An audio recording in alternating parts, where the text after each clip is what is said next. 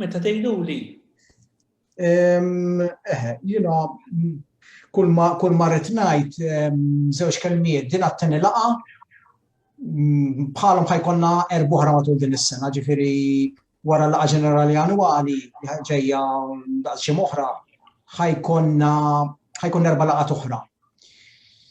Jiena ħeġġixkom tidħlu membri, laqgħa għandha bżonnkom, jiġifieri nħeġġixkom ħafna.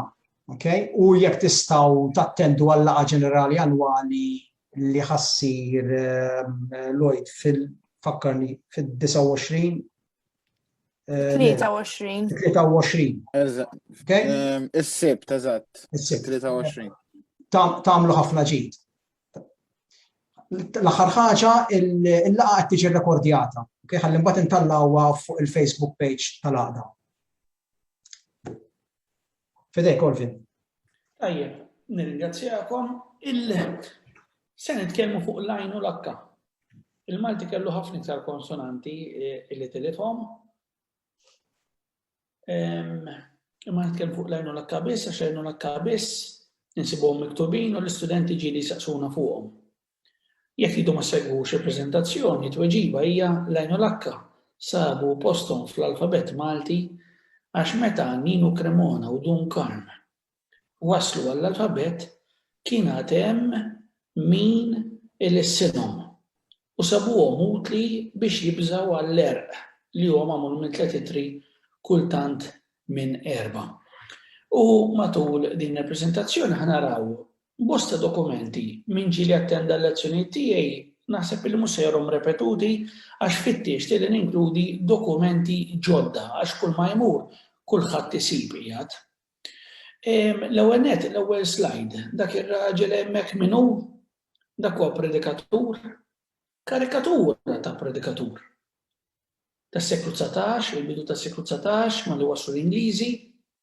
L-Ingliżi fil-maġġoranza kbira tagħhom protestanti kienu jqisu lil Maltin superstizzjużi, popish, fanatiċi, stupdi. U allura il-predikatur illi ipinġu għall-London Evening News jispiċċa karikatura. Fil-verità, għalina huma importanti dawn il-pitturi għaliex iqisu l-prieti bħala ġeneru ieħor tal-letteratura. Li pereżempju fl-Università, Stefano Zammit mid-Dipartiment tat-Taljan għall-Engineer College għamel teżi ta' dottorat fuq il-prieti bħala letteratura. Prietki li se niltaqgħu magħhom illum ukoll. Mela. Fl-ewwel kwadru għandna lil Gian Anton Vassallo. Skont Arnold Cassola fid-domanda li kien għamel xi 20 sen ilu għal naħseb jagħmilha ta' kien l-ewwel poeta romantiku kbir Malti. Poeta romantiku tista' tossi l-Malti aktar minn hekk poeta romantiku kbir u kien l-ewwel wieħed. Safrattant, Gian Anton Vassallo kien hemm ħsejjes li ma jogħġbuhx. U iċċensurhom. Bil-maqlub, permettuni waħda biss, bil-maqlub ta' dan ir-raġel illi mar-razzett kiteb jali għax jisbaħ dak ma ċensura l-ebda ħoss. Dak qed jirrifletti il-ħsejjes li jlissen. Il-għajn ma jlissinix jali għax jisbaħ. Bħalma ma kienx iżid dak l-isqof illi waħħal din l-irħama indulġenza ta' 100 ġurnata lil min devotament mhux jgħid Ave Marija, ġifieri Marija, imma jgħid. Għax l-antiki ma kienux jgħidu jgħid, imma bħalma kienu jgħidu isib, iħit, itir, ifiq, kienu jgħidu jgħid. U kitibha mela mhux iżjed ħoss imma irrifletta eżattament dak li kien qed jgħid. Gian Anton jiċċensura araw ftit fl-ewwel ktieb tal-iskola tal-primarja l-ewwel ktieb fl-1853 jistqarr illi hu l-ewwel poeta romantiku kbir Malti jiċċensura ħsejjes gutturali nifhmu bihom il-ħ, il-q, il-qajn, ir-rajn, għax il-Malti kienu jagħmluh aħrax. Kien professur tat-Taljan u dak iż-żmien kienu jaħsbuha mod ieħor. Ħanibdew fuq l-għajn u l-akka fid-dokumenti. Kultant tiskanta kif issib xhieda tagħhom.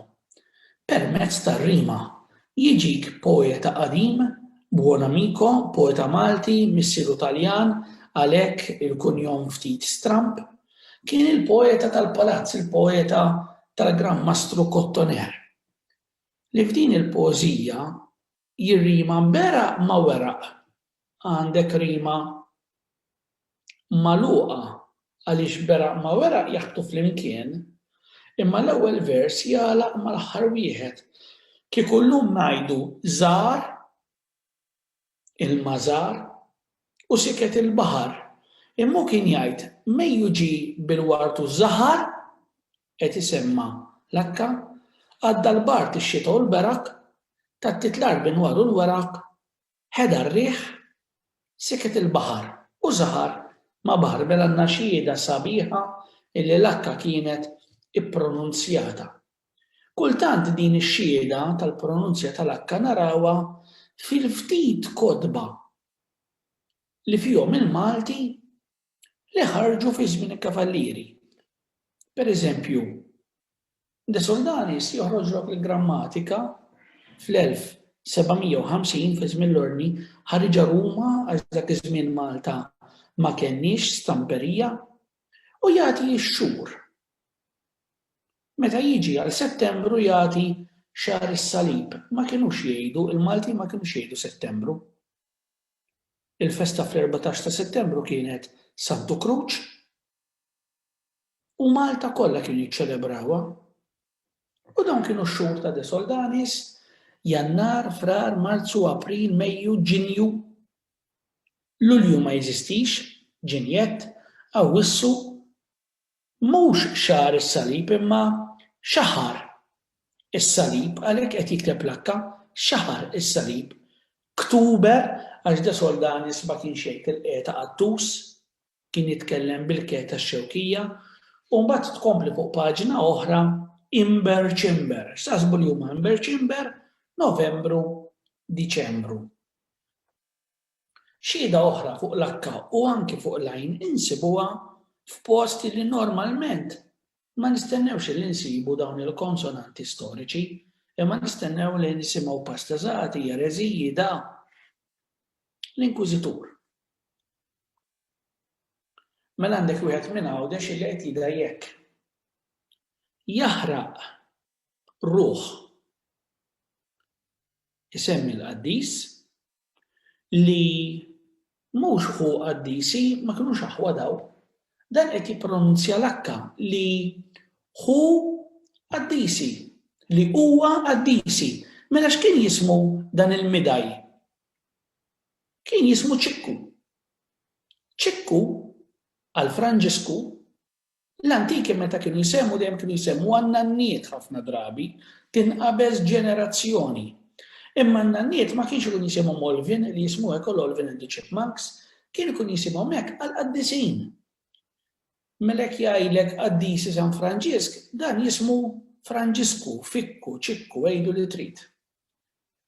U meta aħna nidgħu bil-ħaq, qegħdin ngħidu li jaħraq tal-antiki ġifieri passiva, jalla jinħaraq. May he be burnt, kieku, bl-Ingliż, jaħraq ruħ San Franġisk li hu qaddisi mela għandek il-preżenza tal-akka u isma' tkomplija tad-dawa li ma jisparax sajjetta għalija u tixrobni. Sabiħa kif inhi bil-kulur kollu tagħha insew il-morali li qed jidaj. Imma li għandek jispara, verb Taljan, verb misellef, jispara. sajjetta għalija, kien moħra mit-Taljan, sajjetta.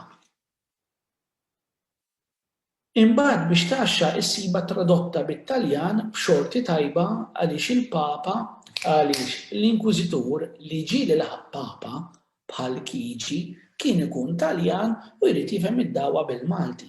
Allura ssib mala vjaġġa l-anima di San Francesco che lo Mio Santo che non scoppia una saetta e mi sorbisce.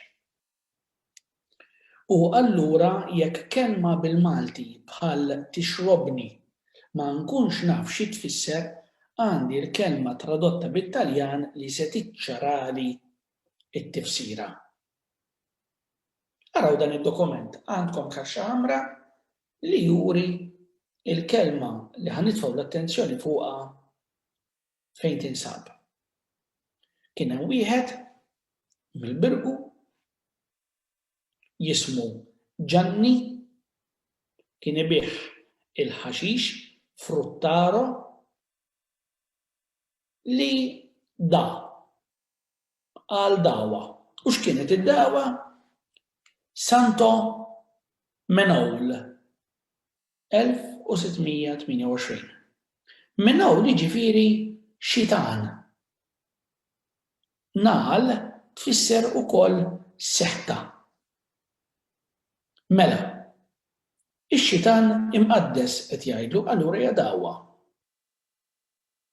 Fil-fatt għadna sal-lum ngħidu aħna x'il-mniel trid, xi xjaten trid.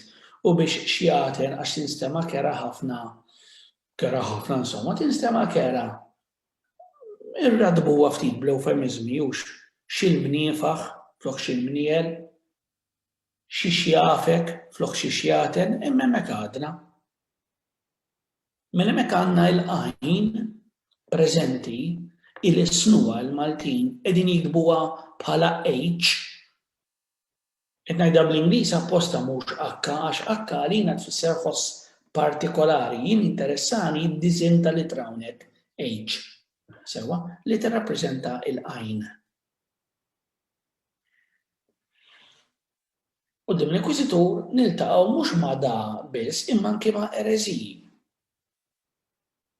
Il-Madonna ħanida bit-Taljan. Che vale in Italjano qed naqra qisu taħt il-kaxex il-ħomor. L-ewwel linja taħt il-kaxxa l-ħamra. Che vale in Italiano la Madonna non ha fatto da put finché ha fatto il di lei figlio u bil-Malti tiġi fejn hemm l-aħbar. Fejn hemm l-aħmar. Il-Madonna ma aħbiċ kellu problema kif ħajuri l-ħeda nħallija barra. Il-Madonna ma aħbiċ sa ma dik mhux ħamlet il-binħa, dik sa ma għamlet tibda bil-għajn. U qed jikteb H, imma l-interessanti qed jikteb H għax hu qed jisma' ħoss. Il-sama l-Madonna għamlet il-binħa għandek is-suffiss HA. Qed jikteb HA mhux għax għamel korsa ta' provi, mhux għax għandu bijed fil-Malti, qed jikteb HA għax hu qed jisma' binħa. Din hija kidba fonetika. Fil-fatt din il-kidba tista' ma tkunx konsistenti, tista' ma tkunx miktuba skont ir-regoli tal-lum, laqas għandna fejn nistennew għax hija kitba ta' 300 sena ilu dawn ma setgħux jantiċipaw ir-regoli tal-lum kif kienu se jkunu. Imma għandha l-mertu kbir din il-kitba li hija fonetika u allura sserħilna rasna fuq il-pronunzja ta' ċerti ħsejjes. Dan Floki New Year, ara, Floki New Year beda jidaj. Kien gwardjan il-ħabs, issibuha ġiex versi fuq il-kaxxa l-ħamra, quale mentre per ordine del giudice entrava nelle carceri criminali, si diede a proferire beda jidaj una delle seguenti preposizioni u beda jidaj daw li ġejjin. U x'beda jidaj? U meta Gozzo arawa taħt net. Gozzo għawdex 31 ta' Diċembru 1791. Kif beda jidaj? Jaħraq il-ħaq tal-lum min ħamel le, jaħraq min għamel is-sagrament. O preżente jaħraq min ħalaq is-sagrament li ġamel l-istess ħaġa. Ok. Mela. Naħseb illi m'għandniex dubju issa li ħsejjes ta' l-għajnu l-akka kienu ta' bil-ħaq imlisna mill-Maltin għax insibuhom f'bosta dokumenti. Dan huwa biss kampjun ta' dokumenti għaliex għandna mijiet ta' dokumenti oħra bil-Malti li l-istudenti tagħna fl-università qegħdin jiġbruhom. Forsi wkoll xi wħud minnkom. Fostkom qed nara lil Nadine Said. Nadine Said ħadmet fuq Vanġelu qadim ħafna minn Għawdex. Sewwa tal-1800 ejlin timbagħad Nadine 1826-27 ma konniex nafu bih u traskrivitu kollu u hemm ħafna tarif interessanti. Mela, issa ġejjin ħanitilqu mill-Inkwiżitura ħaniġu għal-letteratura. Il-Qarċilla min ma semax bil-Qarċilla. Issa kull sena reġa' qajjimha d-Dipartiment tal-Malti hija farsa popolari għal żmien il-Karnival. Il-Karnival kien qisu safety valve tan-nies li kienu jkunu mejtin bil-ġuħ is-sena kollha, barra li huma mejtin bil-ġuħ fi żmien il-Kavallieri jispiċċaw jridu jsumu fir-Randan u ma qegħdin nottu jiġu 16. Allura qabel ma jibda r-Randan jagħmlu il-Karnival u jinfexxu dawk it-tliet ijiem jagħmlu minn kollox fosthom farsa popolari aktar x'ħamalla. Meta ġew l-Ingliżi, il-Professor William Zammit għadu kemm xandar dokument li juri li meta ġew l-Ingliżi il-Qarċilla ippruvaw jiċċensurawha legalment billi għaddew bandu liġi. Imma hawnhekk qegħdin fi żmien l-ordni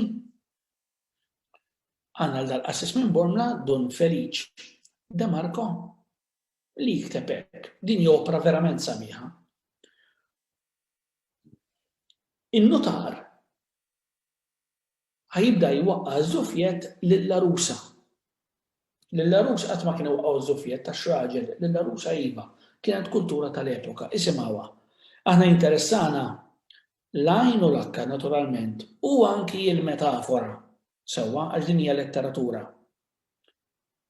Il-figura tal-mara ħad tiġi groteska hawnhekk, kiteb studju sabiħ ħafna fuq dan il-grotesk Emanuel Mifsud u pubblikah fir-rivista Il-Malti ta' l-Akkademja. Studju ieħor fuq l-Qarċilla, fuq din l-Qarċilla huwa tal-Professur Bernard Mikallef. Isimgħuha. U ħalqa nitfa' kbir din l-arusa u geddumha il-geddum tagħha mela jippronunzja l-akka u geddumha bħal tal-ħanżir. Bestjali bħala metafora. Imniħirħa, arġajna blakka, imniħirħa daks jisu bħal meta aħna bl-Ingliż niktbu extra. U veru, jew ex-president, jew diksan. Mela kien jitkellem bil-keta Bormla. Imniħirħa daks l-imdina. Mela kbir ħafna. Mela gedduma goff, imniħira kbir ukoll li f'wiċċa jagħmlilha żina li jżejnilha wiċċa u dik il-ħebra smagħtuha tirrifletti il-preżenza tal-għajn li naturalment ma setgħetx kienet fil-bidu imma l-awtur tfixkel qed ilissen il-għajn u għall-mument tfixkel ma jafx fejn ħajpoġġih u poġġiha fil-bidu tal-kelma.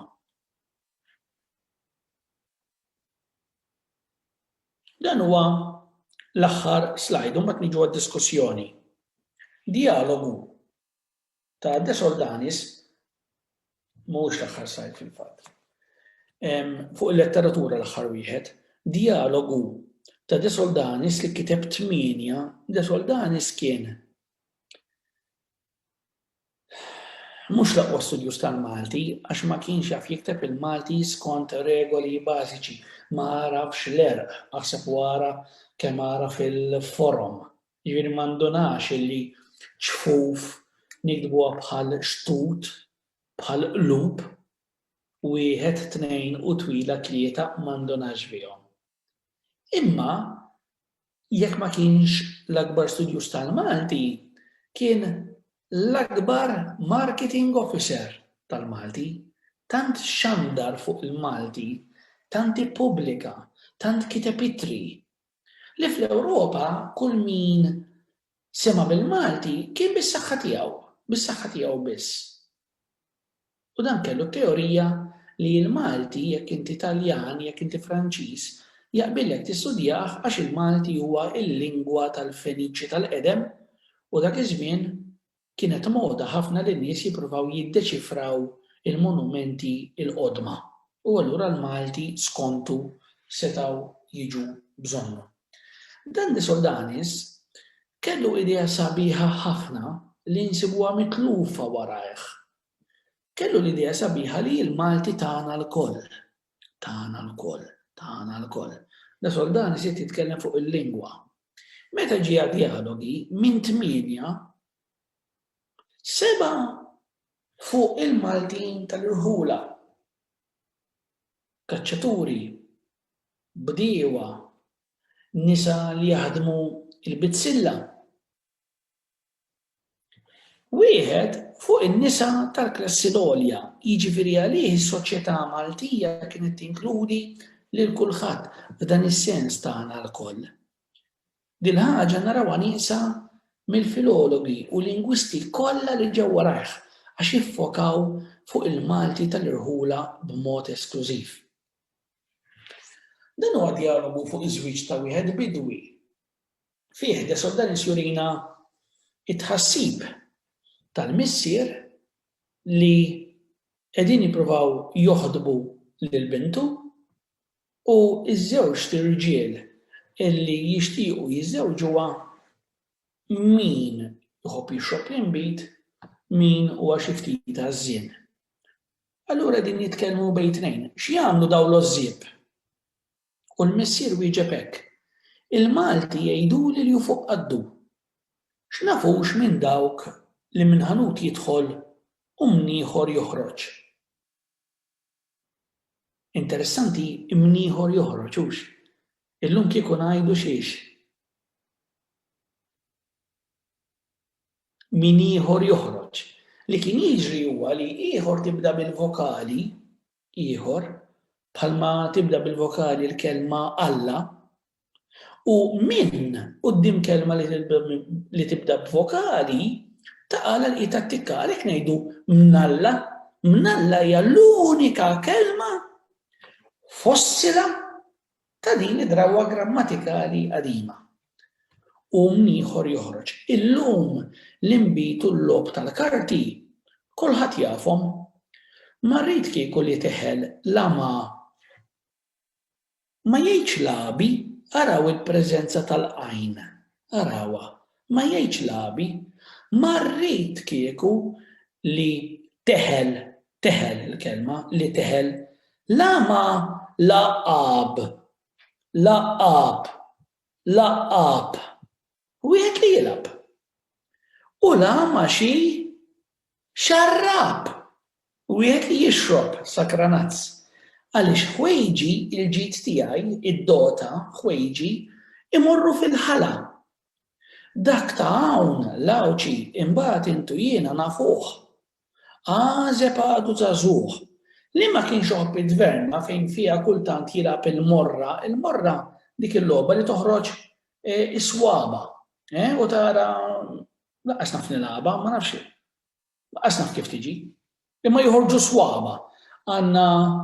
Għandna kwadru, inċiżjoni propjament ta' Francesco Zimelli fuq ġiex Baħrin ma' ġenb Xprunara jilagħbu il-morra, magħruf ħafna. Medan kienu jilagħbu fid-dverna il-morra jew għat-tin jew għall-inbit. U li ma kienx wisq drabi jagħmel lejlu naru u li ma kienx wisq drabi idum biex jidħol ġewwa. Kieku minix naħseb, kieku ma ninkwetax. Lienna dan id-dialogu jinteressana minħabba l-preżenza araw ftit ta' kemm hija rari llum minħabba, anzi mhux rari illum impossibbli. Impossibbli li tpoġġi żewġ għajnijiet fejn xulxin. Impossibbli. Laqqab. U l-prietki. Il-prietki bħal letteratura jagħtuna ħafna indikazzjoni ta' dawn il-ħsejjes.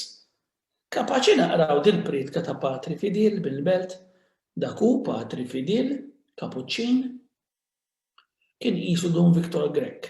Don Viktor Grek, jekk ngħidilkom Don Viktor Grek x'tgħiduli fuq u tgħiduli, ħafna minnkom li jiftakru jgħiduli ma kontx nitlef l-eżerċizzji tar-randan. U hekk kien Patri Fidil. Malta kollha kienet tmur biħġara tisimgħu tantu veru li fi żmien il-Franċiżi meta kien hemm ir-rewwixta, il-Gwarniġġun Franċiż talab lil Patri Fidil biex jipprova jikkalma lin-nies tal-kampanja. Mela ħanaqraw din il-prietka manuskretta u kull fejn għandek xaħamra, għandek il-konsonanti għajn.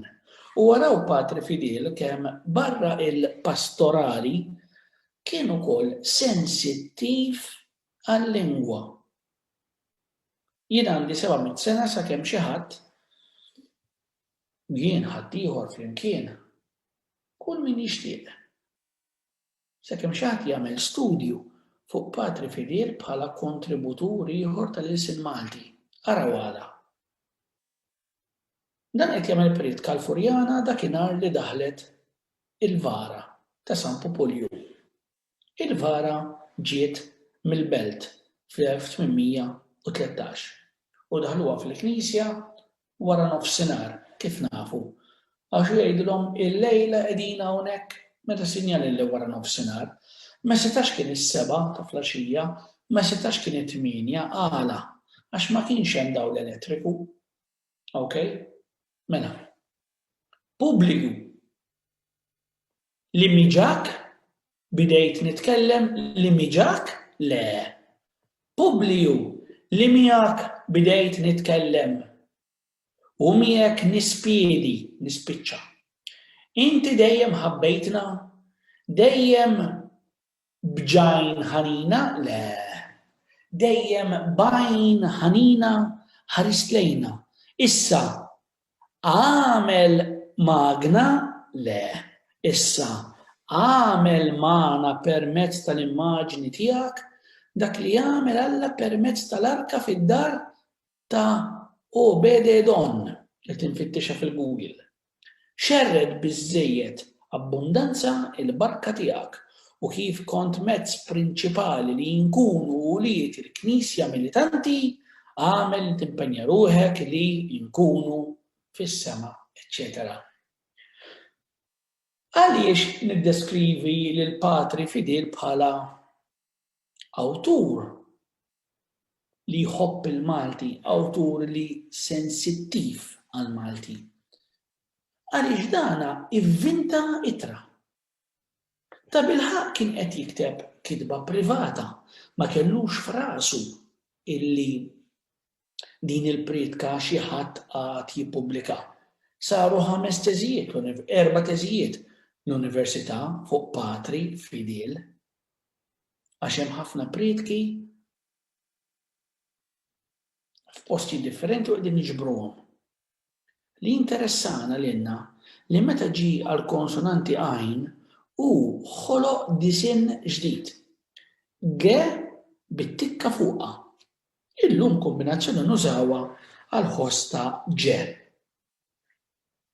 Imma il-fatt illi Patri Fidil ħareġ barra minn triqtu biex jirrappreżenta dan il-ħoss jurina l-ewwel nett li dan il-ħoss kien jitlissen, kien fonema.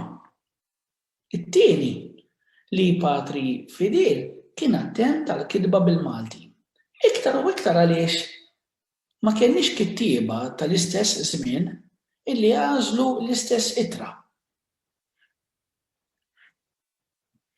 Din hija skoperta ġdida li saret għand il-Kapuċċini l-Furjana. Patri Fidil kien Kapuċċin imma din mhijiex mill-istess id, anka bħala sistema alfabetika hija kompletament differenti, imma hija mhux interessanti, imma interessantissima. Għandna predikatur kapuċin anonimu li ħallilna 3 pridki, waħda tinsab il-Furjana, 2 jinsabu fl-arkivju tal-Università u fi 3 pridki naqraw itri imħaltin. Alfabet Latin ma itra waħda Arbija. Għandna l-ewwel kolonna reġġaw kif nikdbu għallum, l-oħra kif jiktiba il-predikatur bl-aħmar. Mibgħut li hu ma kienx jgħid mibgħut u kien jgħid mibqut, għalhekk il-qu għandha dak l-aċċent fuqha. Għalhekk triet jgħidlu qatt rada tiegħu u jarraf. Fil-fattu laqas ma jgħid jarraf u jgħid ijarraf. Araw ftit. Kull fin għandkom kaxxa ħamra. Reġġaw ir-ruħ fi qlubkom. Issa anke din illum ma għadniex ngħiduha. Illum ngħidu reġġaw ir-ruħ f'qalbkom. Araw il-lingwa kemm tinbidel. L-antiki jagħmlulek il-plural ta' qalb, qlub ta'kom. Aħna jekk ngħidu aħseb għal-ras ta'kom kollha, aħsbu għal-raskom ngħidu, l-antiki kun jgħidu aħsbu għal-rjuskom. Illum ngħidu moħħkom hemm, jiġifieri il-moħħ ta'kom żommuh ikkonċentrat. Moħħkom hemm, l-antiki kun jgħidu imħuħkom hemm. Mela, reġġaw ir-ruħ fi qlubkom o appassjonati ta' Filippu. Għax din hija pridka, ħażebux ġie San Filip.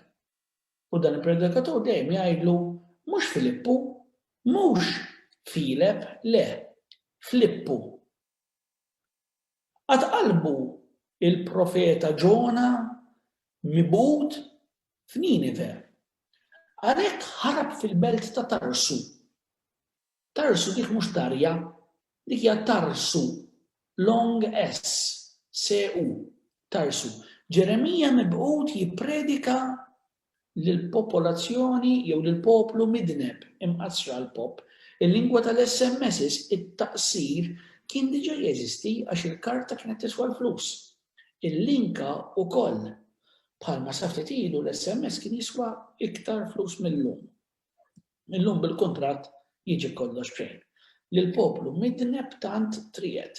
Mela, Ġeremija mibgħut jippredika lill-poplu midneb tant triet qabdu r-roda li nħtieġ li Alla jidhirlu, jikkonfortah u jgħidlu u qiegħda bil-Latin. San Filippu għad li kien fost poplu jew popolu ma nafux kif kienu jgħiduha. Fost poplu idolatra u fost leġjonijiet tad-demonji vuċi ta' rada jarfa l-leħen tiegħu. Anka jarfa dik il-vokalizzazzjoni tal-qam tismaħħa aktar x'fawdex, forsi f'xi irħula. Imma jiena nimmaġina li f'ħafna mill-irħula u blittana ngħidu jerfa illum il-ġurnata. Jarfa l-leħen tiegħu u jibda l-opera tas-sema. Jibda ta' vera apostolu, jerġa' jqassar il-kelma bħal tal-SMS, jibda ta' vera apostolu għandek app u għandek lu fl-aħħar. Apostolu. Jarraf l-unità u t-trinità ta' veru Alla, eccetera, eccetera. Jekk isaqsuni li ma jili sbaħ predka biex tistudja il-Malti jew biex tistudja dan is-sens qodma, naħseb li din tal-1760 minn Borla. Aħna ma għedniex li Patri Fidel biex jirrappreżenta l-ħoss tal-qajn iħasses ġe bit-tikka fuqha. Hawnhekk għandna predikatur differenti li l-ħoss tal-ħe u l-ħoss tal-akka għax kienu qrib ħafna ta' xulxin jirrappreżentah blitra X. U jiena li l-onura għandi li ninsiċ il-kuruna tal-lawdi tagħha ma nsibx argumenti iżjed propju biex infaħħar il-qudusija tagħha li nurijilkom ħurbiena taħrab. Biex tifmuha verament erojka. Ħurbiena ma' mnejn? Minn darħa? Minn pajjiżha? Minn qrabatha? U ftit kont inħid jekk inedilkom minnha nfisħa. Ma fejn imbagħad hija tmur tagħmmar, tix u tmut. Hawnhekk qegħdin naraw predikaturi li ma setawx jistudjaw il-Malti għax ma kienx fis-sillabu tal-iskejjel ta' dik il-ħabta. Li b'mod inġenjuż jirrappreżentaw ħsejjes li ma kontx isibhom fit-Taljan u fil-Latin, il-lingwi dominanti ta' dik il-ħabta. Din ukoll sabiħa. Dina tfakkarna fid-dialogu ta' De Soldanis li jurina għajn doppja li kienet possibbli meta De Soldanis jgħid laqab u xarrab. Laqab, labi. Araw din il-priedka differenti. Umiljati jissa nitolbuk il-maħfra minn dak it-tron tal-ħniena. Ftakar li ir-raqajja u l-maġi li ġew jaduraw battom qaddisin mill-preżenza tiegħek imweldin minn ġdid għas-sema. Minn ġdid meta tarawha miktuba blenne minn ġdid seklu 18 jew qabel. Minn żmien l-Ingliżi, mhux minħabba l-Ingliżi, imma kombinazzjoni biss, minn żmien l-Ingliżi lahom il-perjodu l-Islaw tibdew tarawha mill-ġdid. Interessanti l-kelma raqajja. Raqajja miktuba hekk tajjeb ħafna, bħalma tikteb mexxejja, arrejja, bennejja, għandek it-tielet konsonanti dgħajfa. Suppost inkbuha għajn doppja. Meta l-għajn ma baqgħetx titlisen, tlifna ħossa naturalment u nbidlu r-regoli. U llum il-ġurnata tinxtorob waħda minnhom u rajja nikdbuha b'dak il-mod. Dina kienet l-aħħar slide li kelli għalikom, jekk għandkom xi kummenti, nieħu biex nipprova nweġibhom.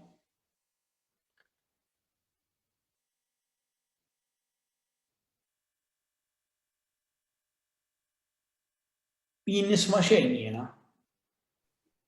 Olvin, kemm ngħidlek li San Filippo għadha tintuża ħafna. L-isla San Filippo ngħidu hemm kunvent u ma ngħidux ta' San Filippo jew Lippo ta' San Filippo. Proset. Taf xi tiġri hemmhekk dwejn u ġbera l-vokali qasira tal-Malti bħal politika tiġi politika. Imma ma kontx naf li interessanti għax billi jippriedka ħażebbuġ ma jfissirx li kien minn ħażebbuġ. U x'vera, fil-fatt il-predikaturi anonimi insibu min huma għax aħna l-università nagħmlu bħal tal-mafja, bħal l-antimafja. We follow the money. Il-predikatur kien jitħallas. U wara l-priedka jagħtik il-parroċċi fejn ikun ippridka. U jekk tkun priedka fuq San Filippo, aħna nkunu nafu il-ġurnata tal-qaddis. U jekk jgħidi saret każal żebbuġ, infittxu l-libro dei konti, il-kontijiet, l-accounts, għax meta inti ġġib assis kapuċċin minn barra ħadħallsu. Jista' jkun, u dan huwa l-każ ta' Patri Fidel, illi ismu ma jidher fuq l-ebda priedka. Imma mbagħad tmur tfittex il-kontijiet u tajt Patri Fidel mill-Belt ġie priedka l-qudiesa fil-għaxija u fil-priedka jkollok miktub il-lejla. Iddedikata lit-tali patrun sewa, u mbagħad l-istess priedka ssiba rreċtata fuq medda ta' 10 snin f'xi 5 postijiet oħra u tarġa' tikkonferma li dik il-priedka raġa' priedka l-istess predikatur. Nafu li kellna priedki kerrejja. Tafu x'inhi priedki kerrejja? Tant kienu jkunu żbieħ li kienu jikruhom. Illum tixtri ktieb inti. Jew il-marċi kerrejja jinkrew. Il-marċi jinkrew. Ma konċ naqlu. Jinkera minn gazin għal gazin biex jekk jiena pereżempju il-marċ huwa tal-gazin tiegħi. Dwayne, jekk kieku tal-gazin, jekk il-marċ ikun ta' gazin, biex idoqqu gazin ieħor, Irid iħallas ċertu ammont ta' flus għalija. Qed jitkellem, hux vera, hux hekk, hux hekk. Iva. Biex almenu se fenna fienek tisir go. Titħallas. Ir-royalties. Eżatt. Tipo il-copyright, inti kollok dik il-copyright, imbagħad ikun jistgħu jixtruhom, jużawhom banet oħra bil-flus. Prosit. Grazzi l-kulħadd. Li xtaqt inżid ma nafx Olvin, inti taf bija, minn personaġġ li kont studjajt jien dwaru, kien uża l-istess simbolu għall-lajn u għar-rajn. Kellu dik li seżżet għall-lajn u mbagħad għar-rajn kien ħossa wkoll, kien juża l-eżżet biex niftehmu bit-tikka fuqha. U min kien dak? Dak kien Cannolo. Eżatt, Lea, Giuseppe. Il-problema ta' Cannolo, Giuseppe Cannolo, Malti, ta' kien isimni skiken għamel żmien il-sir barbarija illum l-Afrika ta' fuq. Il-problema ta' Cannolo li ma tistax toqgħod fuq u għaliex. U din hija l-ironija tal-ħaġa. Cannolo kien qisu intom, jekk intom li tgħidu li ħaġa, jiena niċċekkja. Anke l-Dwayne, imma nafdax il-Dwayne, għala. Għax meta tkun sensittiv għal-lingwa, meta tkun tħobba, u fuq kollox meta tkun studjajta, sewa, hemm tendenza li kultant tikkoreġi lilek innifsek. Jiena naqbadni kemm il-darba, inkun se ngħid jaqraħħa, in-natural joħroġ in-naturatu, u ngħid jaqra għax ikolli l-udjenz, inkun se ngħid tuni ċans. U nikkorreġi li l-nifsi mill-ewwel għatuni ċans, it-tnejn tajbin, imma drajt li biex in-nies ma jgħodux jagħmlu lil brejkijiet, ħammur għalajnhom għal kollox biex ma jwaqfunix. U mbagħad jekk inkun drajthom u drawni, u mbagħad nintreħa. Biss nies bħal Giuseppe Cannolo, nies bħal Dwayne, Lawrence, Nadine, Vassalli, daw kollha rridu noqogħdu attenti minnhom. Għaliex meta huma jikbu bil-Malti huma sensittivi għall-erb. Mhux de soldanis li ma kienx jaf Arbi. Salib jiktibha bil-P fl-aħħar. Imma b'salibek u l-mewt tiegħek salibek jiktibha bil-B. Jiena meta nara l-inkonsistenza, meta nara l-iżbalji, inserraħ rasi li min qed jikteb qiegħed jirrifletti il-pronunzja vera. Dak li apparentement huwa difett, fil-fatt huwa garanzija tal-materjal bnin li qed joffrili. Mela n-nies li studjaw l-Arbi, in-nies li jgħixu l-Afrika ta' fuq, in-nies li studjaw taħt xi professur, dawk nibżgħu minnhom. Fil-fatt, min introduċa il-Malti safi f'Malta. L-idea li għandek żewġ kelmiet għandhom l-istess valur it-tnejn li huma imma waħda tajba u l-oħra ħażina. Min għamilha di? Vassalli. Li kien jaf l-Arbi u għal il-Malti u għal Sinsemietiku mela kwaġġi mit-Taljan aqta l-rasa u barra. U bqajna sa ċertu punt għaddejjin biha dil-ħaġa u ġvera. Il-bieraħ kont qed nisma' television u waħda qalet il-kelma televiżjoni flok television. Qalet fuq l-istazzjon tat-televiżjoni tagħna jien ma naf l-ebda Malti li meta jitkellem fid-dar tiegħu jgħid fuq l-istazzjon tat-televiżjoni ma naf lil ħadd. U allura meta n-nies ikunu sensittivi b'dan il-mod, noqgħod ftit attent minnhom, biss meta jkolli predikatur illi jikteb bl-inkonsistenzi kollha, hemmhekk inserraħ rasi u nibda nixxala. Olvin, kieku jiġi student barrani tal-Malti, jew student tas-sekondarja, u jgħidi l-lajn ma tinstamax, għalfejn noqgħod inħabber rasi fuqha. Għax ħafna drabi ma tinstamax, u hekk jgħidulna, sewwa ġieli jgħidulna naħseb ġieli. Inti kieku xi twieġbu? Jiena nwieġbu l-lingwi kollha tad-dinja ma jinkidbux skont il-pronunzja attwali, intuhom mill-Ingliż. Love, prove, by Jove. Kollha jinkidbu OVE, issibhom fil-vers ta' Romeo u Giulietta. U ma jirrimawx illum. Imma fi żmien Shakespeare għalhekk niżżilhom tlieta li huma f'Romeo u Giulietta għalhekk my love to prove by Jove.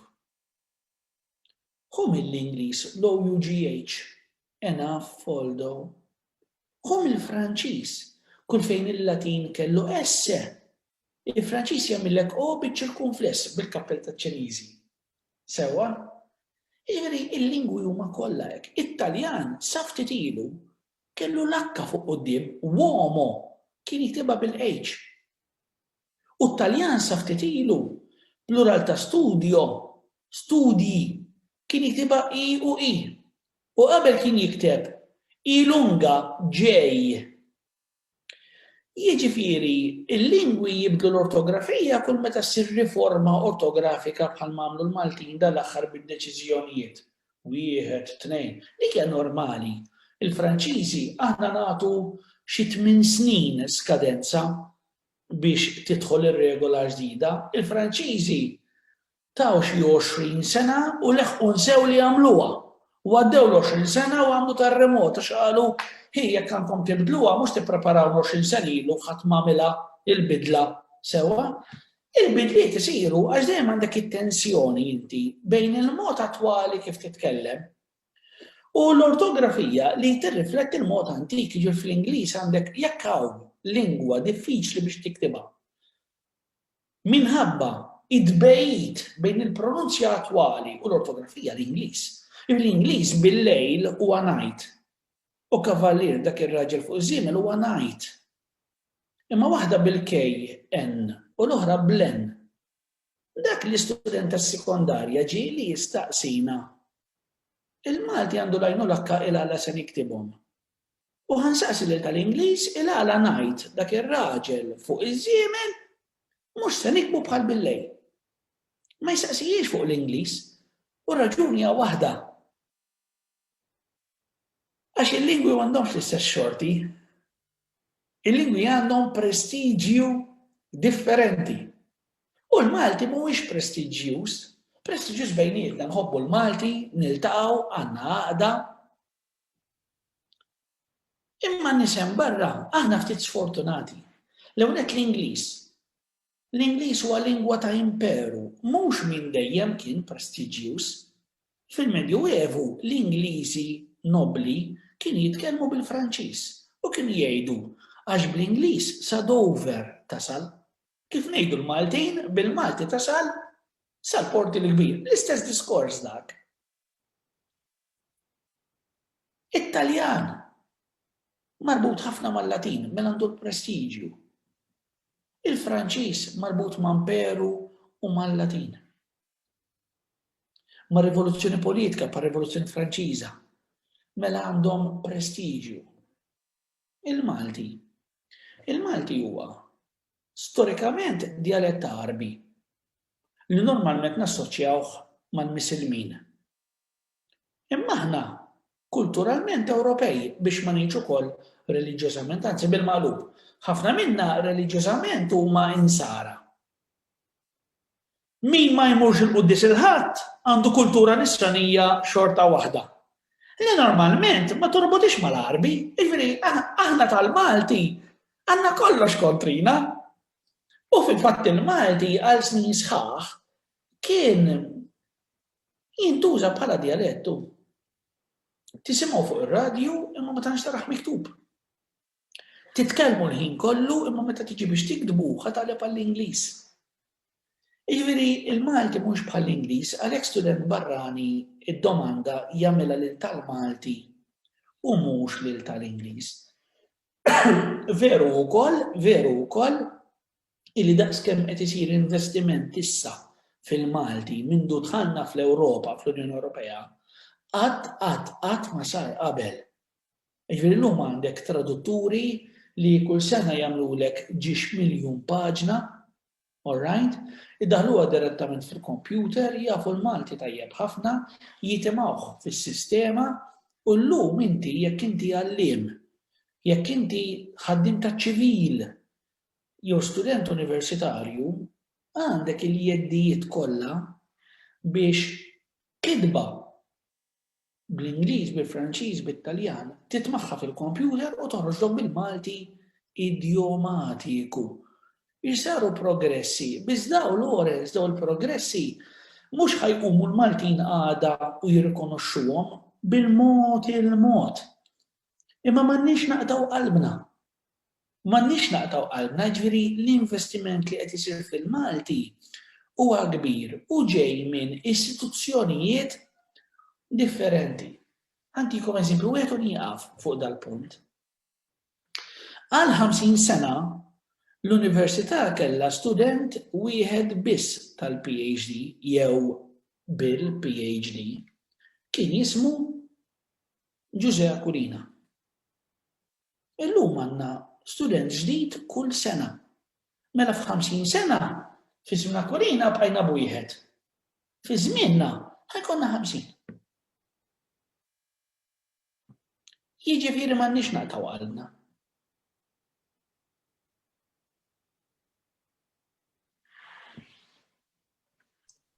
Ma nafx hawn xi ħadd ieħor forsi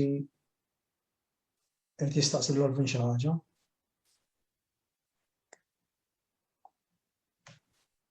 Okej, mela grazzi Olvin. Xejn, jiena nawgura l-laqda tal-għalliema li jżomm ir-ritmu għax għandna bżonna, anki għaliex kultant nibdaw nimmiraw fil-baxx Lawrence u jinqalgħu okkażjonijiet ta' deb li ngħidu kieku għandna data l-għalliema. Naħseb li jrid isir sforz biex nieħdu ħsieb lill-għalliema. Qed nitkellem anke issa għad-Dipartiment tal-Malti fl-Università sewwa, forsi nkabru ftit iċ-ċirku, naraw li r-riċerka li ssir tkun relevanti, naraw nistgħux naqsmu aktar riżorsi, forsi anke ninvestu fir-riżorsi biex l-għalliema jsibuhom lesti. M'għandniex għalfejn aħna l-għalliema tal-Malti kull darba rridu nagħmlu riżorsi aħna minn ġdid. Għax suġġetti oħra ma jsirux hekk. Suġġetti oħra jiena tajjeb f'xi qasam, nagħmel karta bin-noti fuq dak il-qasam u l-bqija nsib ta' sħabi. Da jistgħu jikkonfermaw sħabi tal-kumitat dan wieħed mill-ħolmiet tagħna li qegħdin fil-proċess li nibdew, ġifieri bil-mod. Nimmiraw fil-baxx, Lawrence, ma nix għalfejn nippruvaw nibbilgħu id-dinja. Naraw min għandu rieda tajba li jibda u n-nies għandha ħabta kif taraf min iridilha l-ġid u tikkollabora. Jiġifieri nippruvaw, aħna jekk nistgħu ngħinu. Grazzi. Okay. John Paul fidejk? Jifhem, l-ewwel grazzi Olvin. Jiena sempliċiment biex inħeġġeġ lin-nies jidħlu membri fl-għaqda. Issa anke Lawrence u x'hekk aħna nibatulhom email bil-formula l-aħjar ta' kull min applika jirċievi email bil-formula ta' ħalli min irid japplika jistgħu japplikaw għalliema anke għalliema arterati, jiġifieri tal-Malti, u anke studenti li qegħdin jistudjaw għall-għalliema.